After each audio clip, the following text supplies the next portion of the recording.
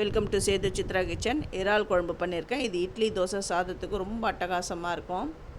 இட்லி வந்து ரேஷன் அரிசியில் தான் நான் பண்ணியிருக்கேன். ரொம்ப ரொம்ப சிம்பிளான ஒரு மெத்தடை நீங்கள் ஃபாலோ பண்ணினாலே போதும். இட்லி பஞ்சு மாரி சாஃப்டாக வரும். இப்போ வீடியோவுக்கு போகலாம். இறாலை தோலெல்லாம் எடுத்துட்டேன். இது நடுவில் இருக்கிற அந்த அந்த முதுவில் இருக்கிற அந்த கொழுப்பையும் நான் எடுத்துட்டேன். இப்போ இதை நல்லா வாஷ் பண்ணி நான் எடுத்துன்னு வரேன். ஏற்கனவே நான் வாஷ் பண்ணிட்டேன். இதெல்லாம் மஞ்சள் பொடி போட்டு இதை வாஷ் பண்ணி நான் எடுத்துன்னு வரேன். இந்த இறால் குழம்புக்கு என்னென்ன தேவை, என்ன காய்கறிகள் தேவை அப்படின்றதையும் நான் இதில் சொல்கிறேன். இதுக்கு வெஜிடபிள்ஸ் பாருங்கள். தக்காளி எடுத்திருக்கேன். 2 பெரிய தக்காளி தான் எடுத்திருக்கேன். ஏன்னா நான் 1 கிலோ இறா அதில் தான் நான் குழம்பு பண்ண போகிறேன். வெங்காயம், முருங்கைக்காய், ஒரு பெரிய உருளைக்கிழங்கு. இந்த முருங்கைக்காய் ஒரு முருங்கைக்காய், கத்திரிக்காய், பெரிய கத்திரிக்காய் 2, பூண்டு, கருவேப்பிலை, 2 பச்சை மிளகாய் எடுத்திருக்கேன். இதெல்லாம் வாஷ் பண்ணி குழம்புக்கு ஏற்ற மாதிரி நான் கட் பண்ணி எடுத்துன்னு வந்துடுறேன். பூண்டை நான் உரித்து எடுத்துகிட்டு வரேன். அப்புறம் புளி சுடுதண்ணி விட்டு நான் ஊற விட்டுருக்கேன். ஒரு சின்ன லெமன் சைஸ் தான் நான் எடுத்திருக்கேன். ஏன்னா தக்காளி நாட்டு தக்காளி தான் நான் போடுறேன். நாட்டு தக்காளி 2 பெருசு போடுறதுனால புளி கொஞ்சம் கம்மியாக தான் சேர்க்கணும். இல்லைன்னா அந்த குழம்பு ரொம்ப புளிப்பு எடுத்துரும். கத்திரிக்காவை கட் பண்ணி வச்சுட்டேன். இந்த பாருங்க, இது கீழே இந்த உருளைக்கிழங்கு இருக்குது பாருங்கள்.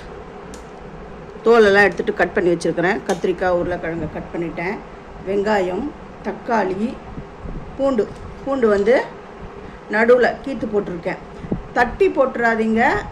அப்புறம் பார்த்தீங்கன்னா எறா குழம்பு அந்த ஃப்ளேவர், அந்த வாசனை வராமல் பூண்டு வாசனை வந்துடும். கருவேப்பிலை, முருங்கைக்காய், பச்சை மிளகாவை இப்படி கீனி வச்சுருக்கேன். அடுப்பில் சட்டியை வச்சுட்டேன். இப்போ எண்ணெய், கடுகு, வெந்தயம் கொஞ்சமாக போடுறேன். இது கடுகு நல்லா பொரிஞ்சிடுது. இந்த டைமில் பூண்டு, கருவேப்பிலையை சேர்த்துட்டேன். வெட்டி வச்சிருக்கிற வெங்காயத்தையும் இந்த பச்சை மிளகாவையும் நான் சேர்த்துடுறேன். இது நல்லா கொஞ்சம் வதக்கணும். கொஞ்சம் நல்ல இந்த கண்ணாடி பதம் வர அளவுக்கு வதக்கிக்கோங்க. எண்ணெய் சன்ஃப்ளவர் ஆயில், எந்த எண்ணெய் இருந்தாலும் அதில் நீங்கள் தாளிச்சுக்கோங்க.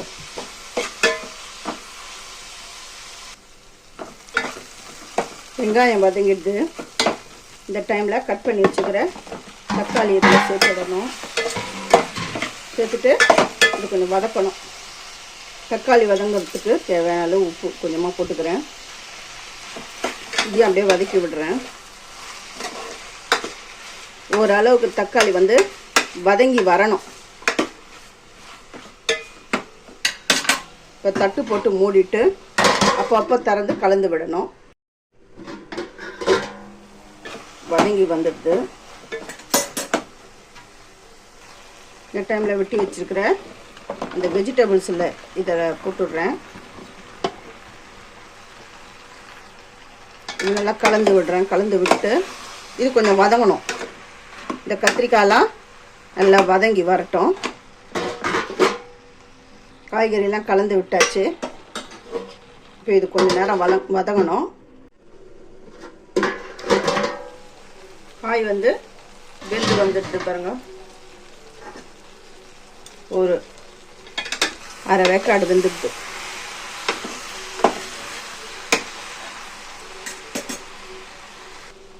இந்த டைமில் கழுவி வச்சிருக்கிற இறாலை இதில் நான் சேர்த்துடுறேன். சேர்த்துட்டு நல்லா வதக்கணும். இது நல்லா இந்த சுருண்டு வர அளவுக்கு நல்லா வதக்கலாம்.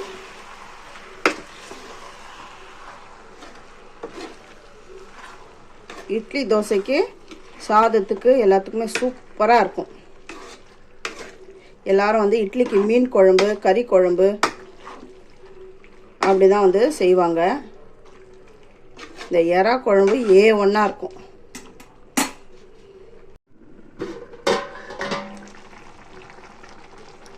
பாருங்க, எறா வந்து நல்லா சுருண்டு வந்துடுது.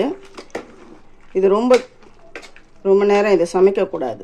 3 நிமிஷம்தான் வந்து இதுக்கு சமைக்கிற நேரமே கொடுக்கணும்.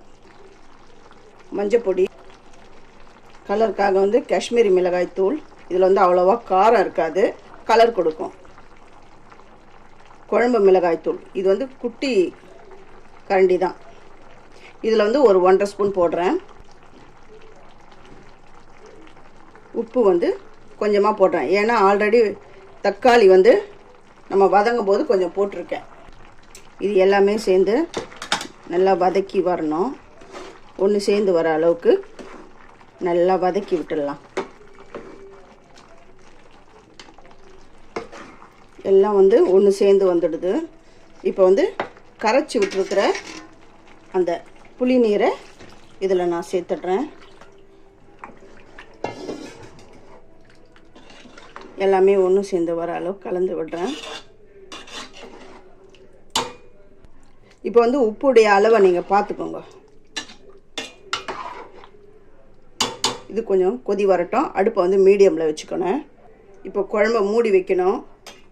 நடுவில் ஒரு கரண்டியை கொடுத்துட்டு தான் இப்படி மூடி வைக்கணும். இப்போ இட்லி பண்ண போகிறேன். நேற்று நைட்டு அரைச்சி வச்சது, இது 8 மணி நேரம் நான் புளிக்க வச்சது தான். ரொம்ப ஒரு சிம்பிளான ஒரு மெத்தடை மட்டும் நீங்கள் ஃபாலோ பண்ணாலுமே போதும். இட்லி வந்து அட்டகாசமாக வரும். இது முழுக்க ரேஷன் அரிசியில் பண்ணது தான். இதுக்கு வந்து சில பேர் வந்து ஜவ்வரிசி, அப்புறமா அவல் அதெல்லாம் சேர்ப்பாங்க. எதுவுமே சேர்க்க தேவையில்லை. நம்ம நார்மலாக எப்படி நம்ம இட்லிக்கு வந்து இட்லி உளுந்து வெந்தயம் ஊற போடுறோமோ அப்படி ஊற போட்டால் போதும், இட்லி சூப்பராக வரும். ஆனால் அது எப்படி அரைக்கணும் என்ற மெத்தடை மட்டும் நான் வந்து உங்களுக்கு வரப்போகிற வீடியோவில் நான் சொல்கிறேன். அந்த சிம்பிளான ஒரு மெத்தட் மட்டும் நீங்கள் ஃபாலோ பண்ணுங்களேன். பிகினர்ஸாக இருந்தாலும் சரி, அதாவது இப்போ தான் நான் வந்து புதுசாக சமைக்கிறேன், நான் கல்யாணம் ஆகி அப்படிங்கிறவங்க கூட சூப்பராக நீங்கள் வந்து இட்லியை நல்லா ஃப்ளஃபியாக செய்யலாம். இந்த மெத்தடை நீங்கள் ஃபாலோ பண்ணிங்கன்னா.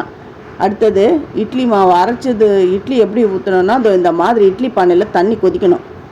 அப்போ தான் ஒரு தட்டாக நீங்கள் இறக்கிடுங்க. சில பேர் என்ன பண்ணுவாங்க, இட்லி பானையில் தண்ணியை விட்டு இட்லி எல்லாம் ஊற்றி மொத்தமாக வச்சு அப்படியே தூக்கி அடுப்பில் வைப்பீங்க. அந்த மாதிரிலாம் வச்சிடாதீங்க. இந்த மாதிரி மெத்தடை ஃபாலோ பண்ணால் தான் இட்லி வந்து ஃபஸ்ட் கிளாஸாக வரும். இட்லி வெந்த உடனே நான் உங்களுக்கு காட்டுறேன் எப்படி வந்திருக்குன்னு பாருங்கள். இப்போ வந்து குழம்பு கொதி வந்துடுதான்னு பார்க்கலாம். குழம்புலாம் ரெடி ஆகிடுது.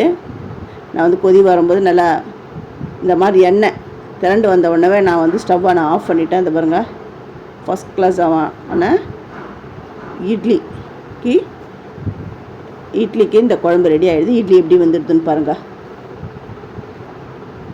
ரேஷன் அரிசியில் நல்லா இந்த புசுன்னு நல்லா ஸ்பாஞ்சு மாதிரி இருக்கும். நான் இதை உங்களுக்கு எடுத்து காட்டுறேன். நீங்கள் வந்து சில பேர் வந்து இட்லியை வந்து துணியிலேயே அப்படின்னு இட்லி ஊற்றுவீங்க. நான் இட்லி தட்டியில் எண்ணெய் விட்டு தான் நான் பண்ணியிருக்கேன். அது அவங்க இஷ்டம்தான். இட்லியெல்லாம் நான் எடுத்து வச்சுட்டேன்.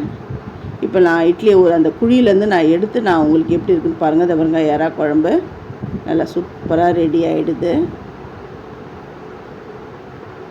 இட்லி நல்லா எப்படி இருக்குன்னு பாருங்கள். இந்த மெத்தடை ஒரே ஒரு சிம்பிளான ஒரே ஒரு சின்ன அந்த மெத்தடை ஃபாலோ பண்ணுங்க, அதுவே போதும். அடுத்த வீடியோவில் வரப்போகிற வீடியோவில் நான் உங்களுக்கு அந்த மெத்தட் மட்டும் நான் சொல்கிறேன். பாருங்க எந்த அளவுக்கு ஸ்பாஞ்சாக இருக்குது. நல்லா பிச்சியும் காட்டுறேன் பாருங்கள். வாவ்! ஃபஸ்ட்டு என்னுடைய வீடியோவை பார்க்குறவங்க சப்ஸ்கிரைப் பண்ணலைன்னா சப்ஸ்கிரைப் பண்ணிவிட்டு பாருங்கள். ஆல் என்ற ஆப்ஷனை தொடுங்க. அப்போ தான் நான் போடுற ஒரு வீடியோவுடைய நோட்டிஃபிகேஷனும் உங்களுக்கு காட்டும், உங்களுக்கும் யூஸ்ஃபுல்லாக இருக்கும். இப்போ இந்த இட்லி தலையில் குழம்பு விடுறோம் பாருங்கள். எப்போவுமே இட்லிக்கு வந்து நம்ம எறா குழம்பு வந்து ரொம்ப பேர் நம்ம செய்ய மாட்டோம். ஆனால் நீங்கள் செஞ்சு பாருங்கள், சூப்பராக இருக்கும். சில பேர் வந்து இட்லிக்கு வந்து சிக்கன் குழம்பு, மட்டன் குழம்பு, ஃபிஷ் மீன் குழம்பு அப்படின்னு தான் செய்வாங்க.